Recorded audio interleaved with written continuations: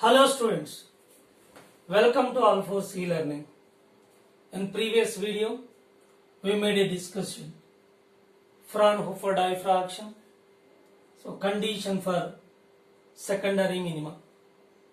So condition for secondary minimum, that is discussed with the path difference delta x equal to d sin theta, and here delta x equal to n lambda is equal to d sin theta, where n is equal to 1, 2, 3 and so on, and their corresponding phase differences 2 pi, 4 pi, 6 pi and so on, because lambda corresponding phase is 2 pi and 2 lambda phase 4 pi and 3 lambda phase is 6 pi, like that.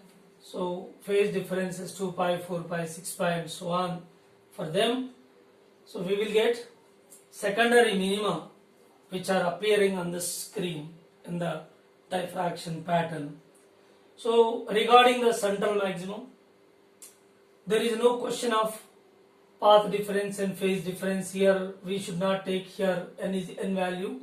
In n is equal to, by substituting we should not get this central maximum. Actually the central maximum, the path difference will be 0. Path difference and corresponding phase difference is 0. So the waves which are originating from different locations of the wavefront, they are arriving at point O. So their path difference will be 0 and corresponding central maximum will appear on the screen. So that is a different case. And for remaining secondary minima, the conditions were discussed earlier. And the secondary minima here lambda, 2 lambda, 3 lambda, like that. Another side minus lambda, minus 2 lambda, minus 3 lambda. These are the positions of secondary minima. But the next discussion is regarding the secondary maxima. So positions of secondary maxima. Secondary maxima which appear between successive minimas. So between two successive minima, a maximum will occur, and between two successive minima, so everywhere the maximum will be presented between two successive minima, right? These minima relatively dimmer than that of the central maximum. Central maximum is the brightest maximum, so its intensity is the highest. So whenever we go for secondary minima, they are relatively dimmer, so they are not having that much intensity as that of central maximum, right? Let us consider the wavefront which is incident normally on the slit AB, as we discussed yesterday, like that. So slit AB and its width is small d, and a screen is keeping at a distance capital D from the slit. Now a plane wavefront that is incidenting on this slit normally. Now the light is taking a deviation by the bending of light. Here let us consider the waves are released at an angle of theta 1 dash here, theta 1 dash, that with a reference to center line, that is perpendicular bisector CO. With a reference to CO, the waves which are leaving at an angle of theta 1 dash. Now, so here the topmost are the edge A, the wave, and at edge B, the wave 1 and 7 we considered here. So this wave will travel extra path, that is 3 lambda by 2 more than that of this wave which is travelled in order to arriving these two waves at a point on the screen to give the resultant intensity, right? So all these waves which are arriving at a point on the screen, as a result you will get resultant intensity. So in this consequence, so topmost wave, that is leaving from A, that ray 7th one, and at bottommost point, that B, edge B, here the ray 1, these two when we compare these two, so the topmost one, that is seventh wave, which cover the extra path 3 lambda by 2 than that of the bottommost wave. Okay. Now when we consider bottommost third wave, so when we take the reference line CO and bottom side of third wave, so here bottom third wave, so this wave and the middle one, that is the third wave. When we count from top 1 2 3, so middle third and the bottom third, so between these two, what is the path difference? So bottom third, which has the wavelength, path difference lambda by 2, and middle third, which has the path difference is lambda, and topmost wave will have the path difference 3 lambda by 2 with reference to bottom one. See here, with reference to bottom one, it is of 3 lambda by 2 extra path, and when we consider the middle one, and definitely here, so this is a lambda by 2 and this is a lambda, next 3 lambda by 2. It's very clear. This portion is lambda by 2, and next lambda by 2 add up to here lambda, and from lambda to lambda by 2 add up here 3 lambda by 2. It's a very clear idea. Now the bottom side of the third wave, whose path difference lambda by 2, and the middle third wave, so whose path difference is lambda, and so topmost one is 3 lambda by 2. Now in this case, so the third wave, bottom third wave and the middle third wave, these two are superposed, will give minimum intensity because they are superposed destructively. Why? Because so its path difference lambda by 2 and its path difference lambda. What is the difference in path between these two waves which are arriving at point on the screen? See once again, this third wave, bottom third wave, middle third wave, what is the difference between, what is the path difference between these these two, third and this is fifth one, third and fifth. So what is the path difference between these two? Lambda here, and this is lambda by 2. So lambda by 2 is the path difference. Okay. Now from here to here it is 3 lambda by 2. So whenever lambda by 2 is the path difference, when these two are superposed, will give this one bottom wave. Here this is bottommost one. So this is the path difference up to here lambda by 2 and up to here lambda. So when we consider first wave to the fifth one, path difference will occur, that is lambda. So we can imagine these waves three portions. The portion 1 lambda by 2, portion 2 lambda by 2, portion 3 lambda by 2. Here from this reference it is lambda by 2, and up to here lambda, up to here 3 lambda by 2. Therefore, when the waves which are originating from the bottommost points and the waves which are originating from the middle, they come to superpose and they are in out of phase. Why? Because this is 0 and here the lambda path difference is lambda and corresponding phase difference is pi.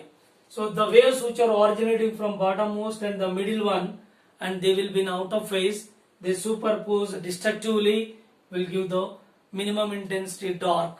But still, and the waves which are originating from the topmost, that is still falls at this point, and as a result overlap on this and will give the bright. Means these two waves are superposed destructively, will give the minimum intensity dark band, over which this wave whose wavelength lambda by 2, which is fall on it, and as a result it is giving the maximum intensity. Still the topmost wave is superposed over this result. Therefore, which is giving the bright band. Right? Once again, I clear this point. So there are three portions. This is lambda by 2 and this is lambda by 2, this is lambda by 2. And from here to here midpoint, lambda by 2 and lambda by 2 lambda, and the waves which are originating from bottommost to the waves which are originating from some other points which are from the middle, and they superpose destructively because the path difference is lambda and their corresponding phase difference is pi. They are said to be out of phase. When they are in out of phase, and definitely these waves superpose destructively will give a dark band. Still, the waves which are originating from the top one and they are superposed or overlapped over this dark band, and as a result it is giving a bright. So in this way you will get secondary maxima. Which secondary maxima? First secondary maxima if you consider. So path difference is again here theta 1 dash from this sin theta is equal to path difference delta x by d. So path difference delta x equal to d sin theta 1. And for first secondary maximum, for the first secondary maximum, what is the path difference between the bottommost and the topmost? 3 lambda by 2. And middle one is lambda. What happens? Bottommost is 0, middle one is lambda. So path difference lambda, corresponding phase difference pi, out of phase and giving minimum intensity, and topmost one still the travel and fall on this dark one will give the result bright one. So for first secondary maximum, path difference 3 lambda by 2 is equal to d sin theta 1 dash. Right? So for second secondary maximum, for second secondary maximum, what will be the path difference between the bottommost one and the topmost one? That is 5 lambda by 2. Here it is simply 5 lambda by 2. Now in this case, topmost wave will travel extra path 5 lambda by 2 comparing to bottommost one, that is first wave. And they are arriving at a point P on the screen where they are going to give secondary maxima, where the path extra path covered by the topmost wave is 5 lambda by 2 comparing to bottommost wave. So therefore, which is giving 5 lambda by 2 is equal to d sin theta 2 dash. This is like that. So third secondary maximum, for third secondary maximum, topmost one will cover the greater path difference comparing to bottommost, that is 7 lambda by 2. 7 lambda by 2. So simply I will give a logic here. Suppose if you consider first secondary maximum 3 lambda by 2. So lambda by 2, lambda by 2. These two are combining destructively dark. One more lambda by 2 remains there, that fall on it giving bright. And 5 lambda by 2. So 4 lambda by 2, 1 extra lambda by 2. 4 lambda by 2. 2 are out of phase, destructive, and 2 more out of phase, destructive, as a whole dark band, but 1 remains, that fall on it will give the secondary maxima. When we go for third secondary maxima, 7 lambda by 2. So how many lambda by 2s are there? As a whole 7. 2 lambda by 2, pair is giving destructive out of phase, dark. 2 lambda by 2 pair is giving destructive 4 over, and 2 more will give the destructive interference. As a whole 6 together will give the dark one, and 1 remains that will directly fall or overlap over this dark one. As a result, it is giving bright band maximum intensity like this. And for nth one, path difference equal to 2n plus 1 into lambda by 2 is equal to d sin theta n by d sin theta n. So where n is equal to 1, 2, 3, 4, so on. So it is odd multiple of lambda by 2 path difference. Odd multiple of lambda by 2 is the path difference for which we are getting secondary maximas. So in this way, secondary maxima will be presented, will be located between successive minimas. So in this way, alternate bright and dark bands will appear on the screen. Okay, so this is the mechanism. Now let us go for, so how we can find the intensity. So intensity for the central maximum, directly we can take I naught is equal to A square. This is the intensity of central maximum, where A is the resultant amplitude of the waves which are arriving at point O. Okay, so their phase difference, their path difference, suppose we consider number of waves. See, this is one wave, its amplitude is small a. So this is another wave, amplitude is small a, but there is an angle between these two, that is say theta. Now one more wave, so this is a amplitude, all are identical, this is angle theta, like that. So n waves are superposed here, n waves are superposed and will give the resultant amplitude. So that resultant we can get, so see here the first one and the last one, they are subtending an angle as a whole here, so phase, that is total angle phi. Now this is a radius r, this is the radius r, we can imagine this is an arc and we can imagine it is a circle, like that, this is the arc. Now this is the angle phi, the resultant amplitude will be r and r, this arc equal to arc by radius is equal to angle phi, arc by radius equal to angle phi, arc equal to arc total path length is amplitude a, like that, result is giving that n waves are there, n into a is the total arc by r equal to phase angle phi. So this is phase angle. Now resultant amplitude is, suppose the resultant amplitude r and r equal and their angle between them is phi, therefore r equal to 2r sine phi by 2. This is the result from vectorially we can take r resultant if two vectors are equal magnitude, angle between them is phi, then resultant amplitude or resultant will be giving 2r sine phi by 2, right? In this case, so r is directly substituted over here, resultant amplitude equal to 2, here r equal to, from this r equal to n a by, see here r equal to,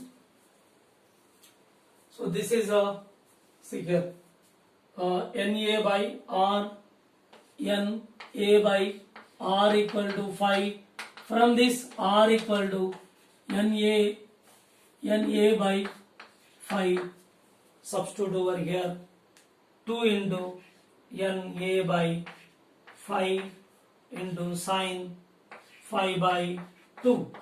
So this is the resultant amplitude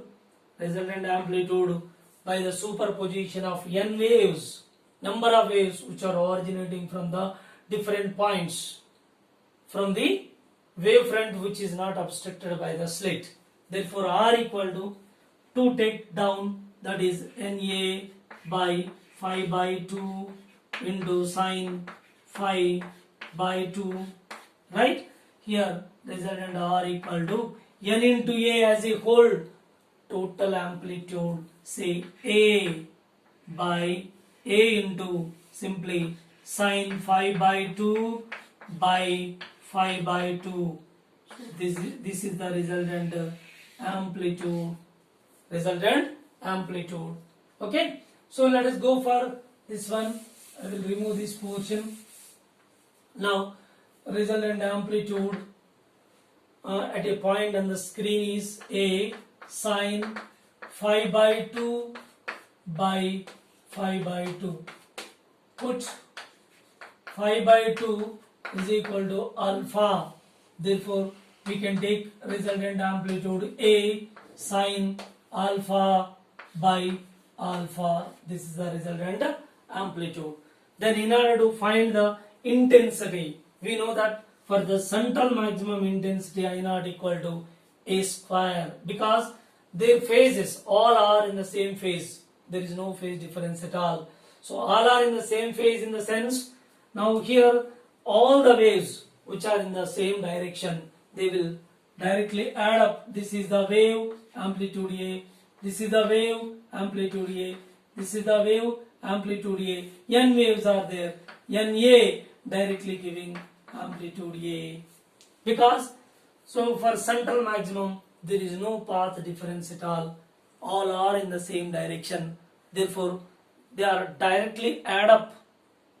So whether it is take a vectorially or directly you can take, that will be satisfied because there is no phase difference at all are in the same direction. So for the central maximum I naught equal to A square.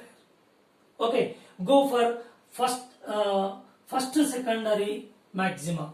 So this is first secondary maxima. Definitely it should have intensity. What is this intensity? Let us find. So this intensity can be found from this resultant amplitude. How?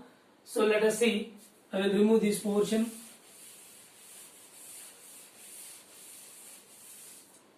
See, this is secondary maxima. For secondary maxima, intensity can be calculated. See here, I. For this intensity, how much? I1 first secondary maxima is equal to R square resultant amplitude. Here I1 is equal to A square sine, or otherwise directly we can say I is equal to intensity formula A square sine alpha by alpha whole square. So this is the formula for intensity, to find the intensity of secondary maxima. Central maxima, directly we can take I naught equal to A square.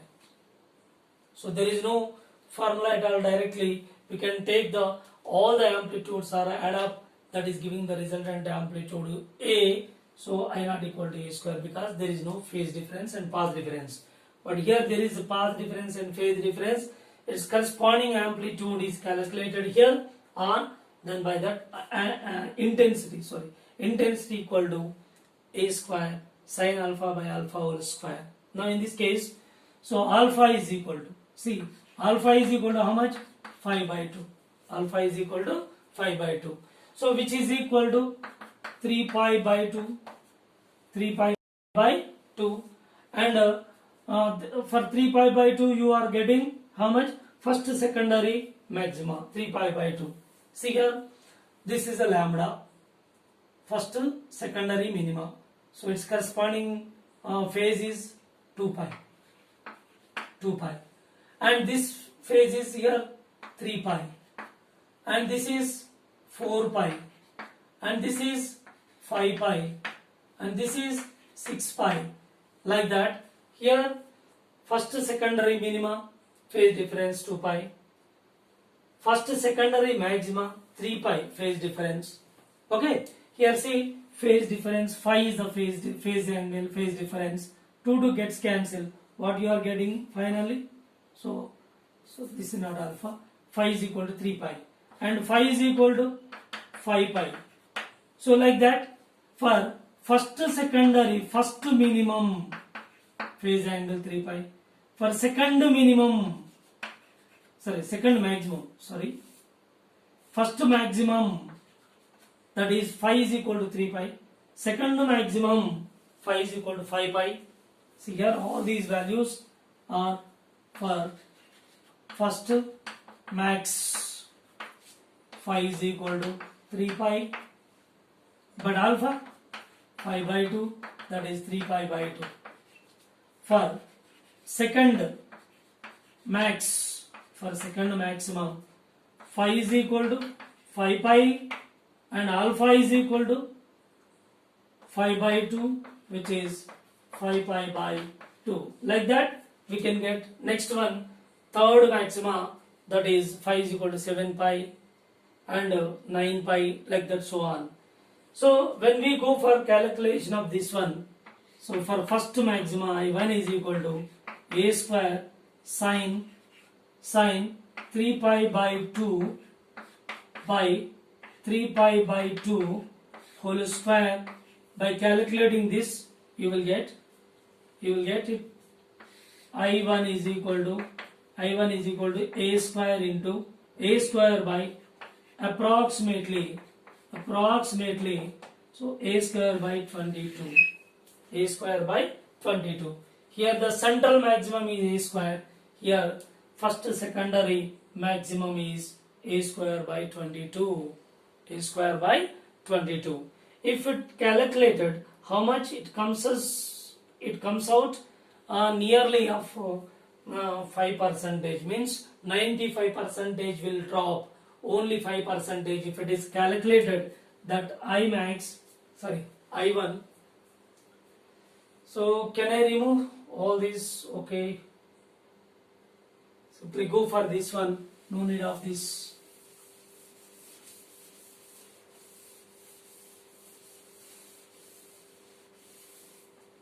Right? For the calculation of this one, so I1 first secondary maxima. So what you are getting, a square by 22, which is almost giving, so 0.045 a square in the percentage. So that is almost percentage 4.55%. 5% of a square means 5% of, so I1 is equal to only 5% of I0.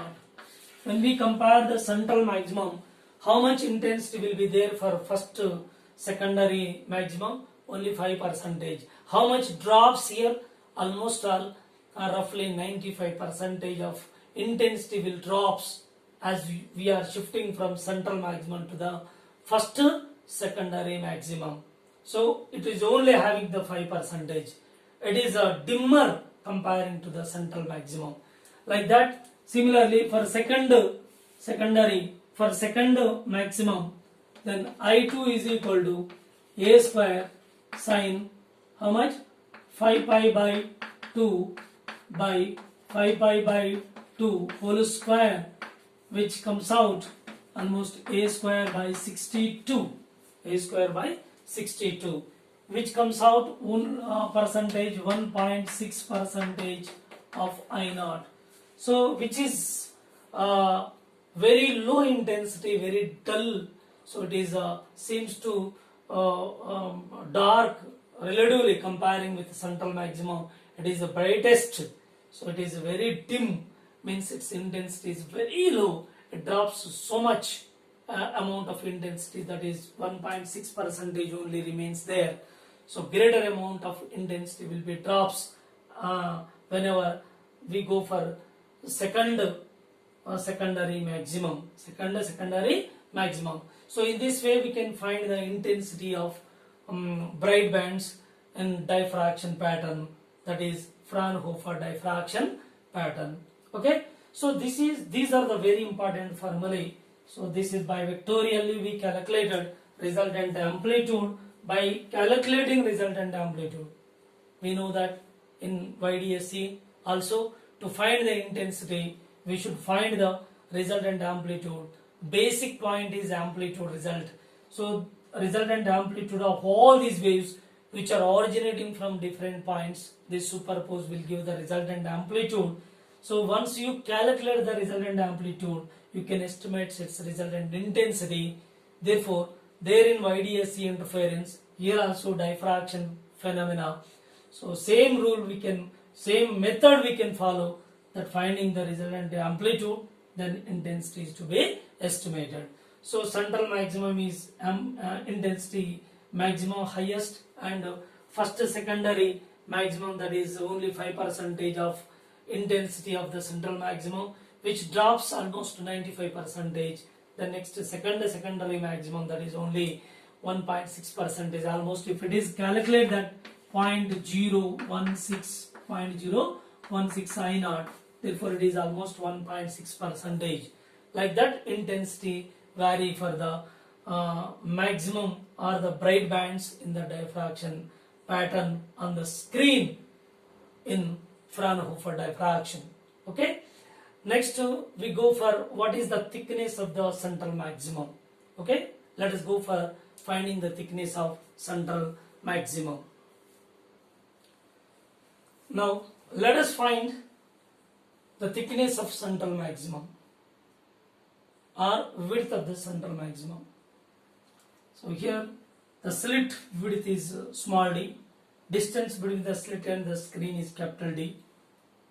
Now, so from center of the central maximum O to the first secondary minimum, that is say y. Once you calculate this y, and this is also symmetrically it is also y. Therefore, total thickness from first secondary minimum to next first secondary minimum either side of the central maximum, or distance between the two first secondary minimum will be the thickness of the central maximum. So if you calculate y, so width of the central maximum, width or thickness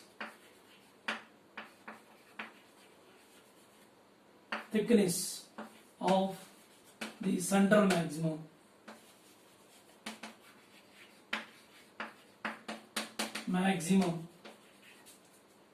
that is W width or thickness as you wish, that equal to 2y.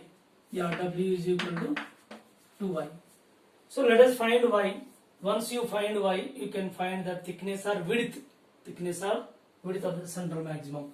So from this right angle triangle ABN, from triangle ABN, so sin theta is equal to path difference by d. Sin theta is equal to path difference is lambda by d. Only lambda for central maximum, keep in your mind. Lambda is for central maximum. So this is equation 1. This is equation 1. And go for another one. So this is from this triangle tan theta is equal to so y by capital D. So this is equation 2. Theta is very small. Therefore, tan theta is equal to sin theta nearly. Therefore, here equating them, you will get, when you equate these two, y by d is equal to lambda by small d, then y is equal to lambda d by d. Lambda d by d. Now, so in this case, Fraunhofer diffraction can't be seen directly without the help of convex lens. So these diffraction effect will be in the direction perpendicular to the propagation of the wave. Therefore, all these pattern will be focused on the screen by using the convex lens. So converging all these bands on the screen. Therefore, here in this case, we can use the lens. Suppose lens is using here, convex lens in this case here, its focal length f. So whenever it is close to the slit, then all the fringes which are focusing on the screen, all the light waves which are converges and focusing on the screen, therefore, so this is parallel beam of light is incident. When a ray of light or the waves are parallel to the principal axis, parallel beam is incidenting, then so these are converges, all these light waves converges to a point that is at its focus point. Therefore, capital D is taken to be focal length here. Capital D is equal to focal length of the lens, because all these patterns will be focused at its focus point. Therefore, here D is equal to capital D is equal to we substituting f, focal length of the lens, because a parallel beam is incidenting. Parallel beam incidenting means infinity object. When object is at infinity, then lens is giving its image at its focus point. Therefore, it is very close to the slit. Therefore, capital D is nothing but focal length. And substitute over here, you will get y is equal to lambda f by d. Now, width of the central maximum is how much? 2 into y calculated lambda f by d. This is the width of the central maximum. Width of the central maximum will be maximum comparing to secondary minima. Secondary minima. So this is all about Fraunhofer diffraction. So how we are finding the secondary maximum and secondary minima, all are discussed in deep, and condition for secondary minima. For secondary minima, path difference is considered for secondary minima. Path difference is equal to d sine theta for secondary minima. Okay. For central maximum, path difference only we consider. So how much? Lambda. For central maximum, lambda. Okay. Otherwise, remaining all cases we are taking that 2 lambda, 3 lambda, 4 lambda, like that. By using these 2 lambda, 3 lambda, 4 lambda, like that, you will get a secondary minima. So first secondary, second secondary, like that, secondary minima will be obtained by the condition. Okay, so this is all about the Fraunhofer diffraction. Thank you.